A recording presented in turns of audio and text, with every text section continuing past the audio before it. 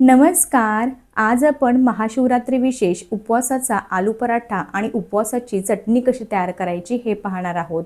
शिवरात्रीच्या उपवासाला भगर जरासुद्धा चालत नाही, तर आज आपण जरासुद्धा भगर न वापरता हे पराठे तयार केलेले आहेत.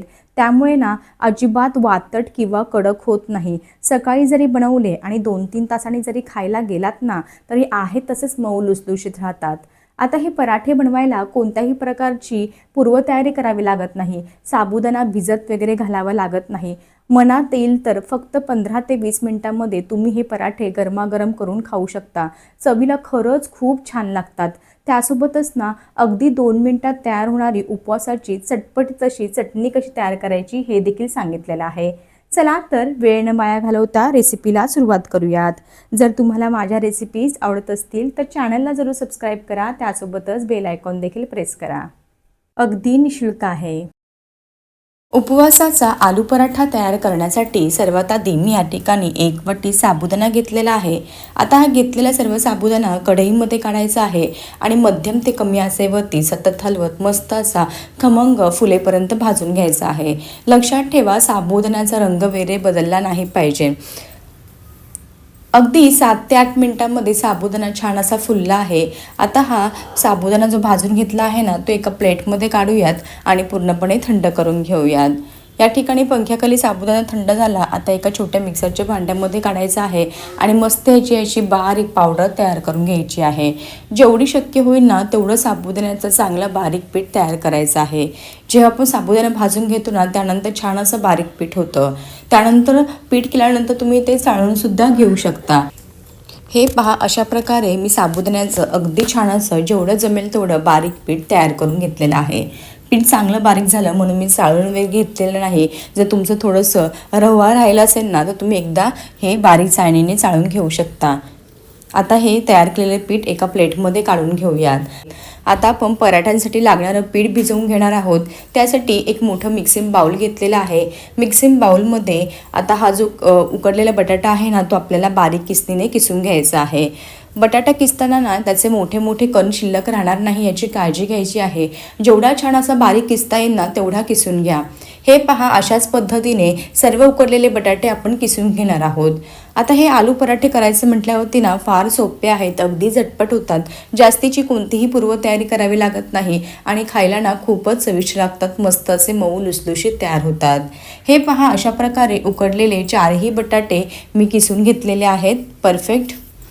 आता यामध्ये ना मी मिक्सरच्या भांड्यामध्ये 4-5 हिरव्या मिरच्या आणि 1 चमचा जिरं आणि थोडंसं अद्रक घालून ना याचा छान असा ठेचा तयार करून घेतला होता. तो मिरचीचा ठेचासुद्धा ॲड करूया. जर तुमच्याकडे उपवासाला जिरं किंवा अद्रक खात नसेल तर नाही घातलं तरीसुद्धा चालेल. प्लेन मिरची जी असते ना ती कुटून घालायची.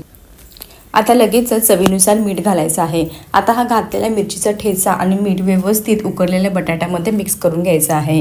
तुम्ही या ठिकाणी पाहू शकता बटाट्याच्या मोठ्या मोठ्या फोडी अजिबात शिल्लक राहिल्या नाहीत. मस्त असा मी बारीक किसणीने किसून घेतल्यामुळे अगदी छान असा किसला गेला आहे आणि मस्त असं अगदी व्यवस्थित सगळं मिक्स देखील होतं आणि पराठा लाटताना अजिबात फाटत वगैरे नाही. छान असा पुरीसारखा टम्म फुगतो. आता या मिश्रणामध्ये मोठे 2 ते 3 चमचे भाजलेल्या शेंगदाण्याची एकदम बारीक अशी पावडर तयार करून घेतलेली आहे. हा शेंगदाण्याचा तयार केलेला कूट घालायचा आहे. लगेचच आपण जी तयार केलेली साबुदाणा पावडर होती ना ती सर्व घालायची. फक्त थोडीशी साबुदाणा पावडर ठेवायची आहे आपल्याला पराठा लाटताना नंतर लावायला. 1 चमचा दही घालायचं आहे. जर तुमच्याकडे दही नसेल तर लिंबाचा रस घातला तरीसुद्धा चालेल. आता हे सर्व जिन्नस अगदी व्यवस्थित मिक्स करून घ्यायचे आहेत. जे साबुदाणा पावडर, भगरीचं पीठ जे आपण घातलेलं आहे ना ते व्यवस्थित बटाट्याच्या मिश्रणामध्ये मिक्स करून घ्यायचं आहे. छान असा गोळा तयार होतो. यामध्ये वरतून पाणी वगैरे घालायची अजिबात आवश्यकता नाही, कारण बटाट्यामध्ये भरपूर सारं मॉइश्चर असतं. त्यामध्येच तुमचा मस्त असा हा पिठाचा गोळा तयार होतो. अजिबात पाण्याचा हात किंवा वरतून पाणी वगैरे लावायची आवश्यकता वाटत नाही. हे पहा, अशा प्रकारे चांगलं सुरुवातीला मिक्स करून घ्यायचं आहे. यामध्ये साबुदाणा पावडर घातलेली आहे त्यामुळे काय होतं, पराठा आहे ना चवीला खूप छान लागतो. म्हणूनच मी तुम्हाला सुरुवातीला सांगितलं साबुदाण्याची पावडर तयार करताना जेवढी शक्य होईल ना तेवढं एकदम बारीक पीठ तयार करून घ्या. त्यानंतर पुन्हा चाळून घ्या म्हणजे कसं छान अशी तुम्हाला पावडर भेटेल. अशा प्रकारे चांगलं असं मिक्स करून झाल्यानंतर पुन्हा व्यवस्थित मिक्स करायचं आहे. छान असा याचा गोळा तयार होतो. हे पहा, अशा प्रकारे जरासुद्धा पाण्याचा वापर न करता मस्त असा याचा गोळा तयार झालेला आहे. अगदी छान असं ह्याचं हे मिश्रण तयार होतं. तुम्ही देखील असंच पाणी वेरी न घालता पीठ मळून घ्यायचं आहे. आता या मळून घेतलेल्या पिठाला जेवढं शक्य होईल ना तेवढं चांगलं असं दाबून दाबून मळून घ्या, म्हणजे कसं घातलेले सर्व मिश्रण अगदी व्यवस्थित एकजीव होतील.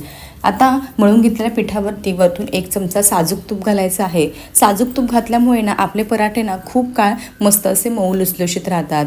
आता हे तूप घातलेलं सुद्धा अगदी व्यवस्थित मळून घ्यायचं आहे. हे पहा, या पद्धतीने हे पराठे ना चवीला खूप छान लागतात. आता यामध्ये आपण साबुदाणा पावडर घालून हे मळलेलं आहे. साबुदाणा भिजत वगैरे घातला नव्हता, म्हणून हे जे मळून घेतलेले पीठ जे आहे ना ते आपल्याला साधारणतः एक 15 ते 20 मिनिटासाठी तरी साईडला ठेवून द्यायचं आहे. म्हणजे कसं आपण जी ही साबुदाणा पावडर घातलेली होती ना ती छान अशी भिजेल आणि आपले पराठे देखील खूप छान असे टम्म फुगतील.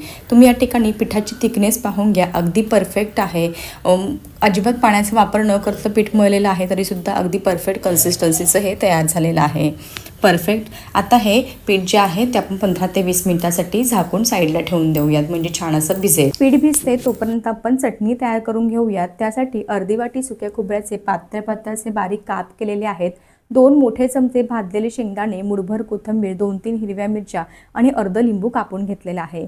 आता हे घेतलेले सर्व साहित्य मिक्सरच्या भांड्यामध्ये घालायचं आहे. लिंबाचा रस पिळून घालायचा आहे. तुम्ही ह्या ठिकाणी लिंबू न वापरता 1 चमचा दहीसुद्धा वापरू शकता. आता 1 मोठा चमचा साखर घालायची आहे. चवीनुसार मीठ घालायचं आहे. लागेल तसं अगदी थोडं थोडं पाणी घालून मस्त अशी चटणी बारीक वाटून घ्यायची आहे. तुम्हाला चटणीची थिकनेस कशी आवडते त्यानुसार तुम्ही कन्सिस्टन्सी ठेवू शकता. सुकं खोबरं वापरलं होतं चटणी तयार करण्यासाठी, तुम्ही या ठिकाणी ओल्या खोबऱ्याचा सुद्धा वापर करू शकता. मस्त अशी चटणी झटपट तयार झालेली आहे. या ठिकाणी साधारणतः 15 ते 20 मिनिटं झालेली आहेत. मळून घेतलेलं पराठ्याचं पीठ अगदी छान असं भिजलं गेलं आहे. हे पीठ भिजल्यामुळे ना थोडंसं सैलसर होतं, पण आपल्याला ना अगदी ह्याच पद्धतीचं पीठ हवं आहे. जास्तीचं घट्ट पीठ जर असेल ना ते व्यवस्थित पराठे लाटता येत नाही. अगदी छान असं हे पीठ भिजवल्यानंतर तयार झालेलं आहे. आता ह्याचा पिठाचा गोळा तयार करून घ्यायचा आहे. तुम्हाला पराठा किती मोठा छोटा आवडत असेल ना त्यानुसार तुम्ही हे पिठाचा गोळा घ्यायचा आहे. आता साबुदाण्याची पावडर लावायची आहे आणि छान असा पराठा लाटून घ्यायचा आहे. आता हा पराठा लाटताना ना अगदीच पातळ न लाटता थोडासा जाडसर ठेवायचा आहे, पण जास्तीचा सुद्धा जाड ठेवू नका. हे पराठे ना अगदी झटपट लाटले जातात. अजिबात जास्तीचं ह्याला जोर वगैरे द्यावं लागत नाही आणि ना अगदी पटकन होतात, खायला सुद्धा खूप चविष्ट लागतात. हे पहा, अशा प्रकारे मी गोलाकार पराठा लाटून घेतलेला आहे. कडेकडेनी ना ह्याला थोड्याशा तडा जातात, म्हणून काय करायचं, एखादं तुमच्याकडे थाळी वेगळी असेल ना टोकदार, त्या थाळीने याला कट करून घ्यायचं आहे. म्हणजे कसं पराठासुद्धा तयार होईल, आकारसुद्धा मस्त असा गोल येईल. आता थाळी काढून घेऊयात. कडेचा भाग काढून घ्यायचा आहे. तुम्ही या ठिकाणी आता पाहू शकता मस्त असा आपला गोलाकार पराठा तयार झालेला आहे. मध्यम आकाराच्या थाळीने करायचा, म्हणजे कसं छान अशी आपली चपातीसारखा आकार येतो आणि तेवढी साईजसुद्धा होते. तुम्ही या ठिकाणी तुम्हाला मी दाखवते, जास्तीचा सुद्धा मी जाड ठेवला नाही, जास्तीचा सुद्धा पातळ ठेवलेला नाही, मध्यम असा तयार करून घेतलेला आहे. परफेक्ट. आता हा तयार केलेला जो पराठा आहे ना मी एका प्लेटमध्ये ठेवते. 2-3 पराठे तयार करून घेते, त्यानंतर मी हे भाजणार आहे. तुम्हाला लगेच भाजायचे असतील ना तर भाजू शकता. दुसरा पराठा बघा, हा देखील मस्त असा गोलाकार तयार झालेला आहे. प्लेटमध्ये ठेवून देते. आता ह्याच पद्धतीने अजून 1-2 पराठे तयार करते आणि लगेचच भाजायला घेणार आहे.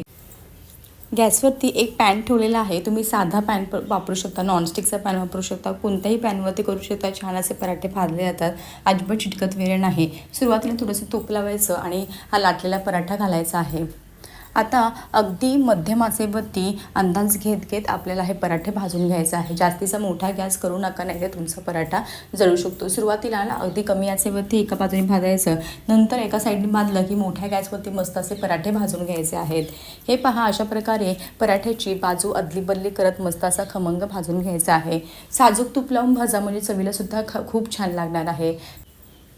हे पहा, अशा प्रकारे दोन्ही बाजूंनी मी हलकंसं तूप लावून घेतलेलं आहे आणि कलथ्याने प्रेस करत करत छान असा पराठा भाजून घेणार आहे, म्हणजे कसं अगदी खरपूस भाजला जाईल.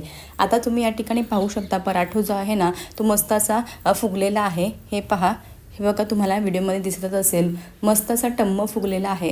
हे पराठे ना अजिबात वातट किंवा चिवट होत नाही, अगदी मस्त असे मऊ लुसलुशीत राहतात आणि चवीला देखील खूप छान लागतात. हे पहा, अशा प्रकारे हलकेसे डाग पडेपर्यंत मी खमंग असा पराठा भाजून घेतलेला आहे. भाजून घेतलेला पराठा एका प्लेटमध्ये ठेवून देऊयात. ह्याच पद्धतीने तुम्हाला मी अजून एक पराठा भाजून दाखवते. आता ना हे पराठे बनवायला कोणत्याही प्रकारची पूर्वतयारी करावी लागत नाही. झटपट असं पीठ मळून ठेवायचं, 15-20 मिनटं भिजून द्यायचं आणि छान असे पराठे हे लाटून भाजून घ्यायचे आहेत. आता हे गरमागरम पराठे तुम्ही एखाद्या चटणीसोबत, दह्यासोबत खाऊ शकता किंवा असे सुद्धा खाऊ शकता. खूप छान लागतात. हा दुसरा पराठा देखील पहा, हा देखील अगदी छान असा भाजायला लागलेला आहे. मस्त असं दोन्ही बाजूने तूप लावायचं आहे आणि खरपूस आणि खमंग भाजून घ्यायचा आहे. आता हा लाटून घेतलेला पराठा देखील किंवा भाजून घेतलेला पराठा प्लेटमध्ये काढून घेऊयात. ह्याच पद्धतीने मी उरलेले सर्व पराठे भाजून घेते. हे पहा, अशा प्रकारे मी या ठिकाणी काही पराठे हे तयार करून घेतलेले आहेत. तयार केलेल्या मिश्रणामध्ये माझे जवळजवळ 10 ते 12 मध्यम आकाराचे पराठे तयार झालेले आहेत. पराठ्यांना रंग पाहणं अगदी सुरेख आलेला आहे. तुम्ही हे गरमागरम पराठे एखाद्या चटणीसोबत किंवा दह्यासोबत खाऊ शकता. एकदम कापसासारखे मऊ लुसलुशीत तयार झालेले आहे. अजिबात वातट चिवट होत नाही, कडकही होत नाही. हे पराठे गरम गरम असताना खूप चवीला छान लागतात.